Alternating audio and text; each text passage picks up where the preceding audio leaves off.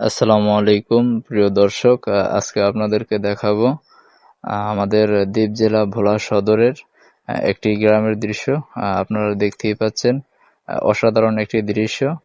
পোলাপান মাঠে খেলা করছে এবং মাঠের পাশে সবুজ শ্যামলে ঘেরা, এবং আকাশের ভিউটাও দেখতেছেন।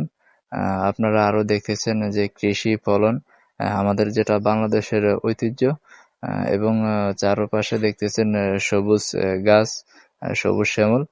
আসলে এই দৃশ্যগুলা দেখলেই মনে প্রশান্তি পায়। গ্রামের দৃশ্যগুলা খুব সুন্দর হয়। আপনারা দেখতেই পাচ্ছেন যে খুব সুন্দর ফসল ফলন হচ্ছে। সবাই দোয়া করবেন যে কৃষিরা সফল হতে পারে। ওরা সফল মানেই বাংলাদেশ সফল, ওরা মানে আমরা। তাই কৃষিদের জন্য সবাই দোয়া করবেন যেন সুন্দর ফসল হয়। সবার কাছে এই দোয়া করে ভিডিও শেষ করলাম।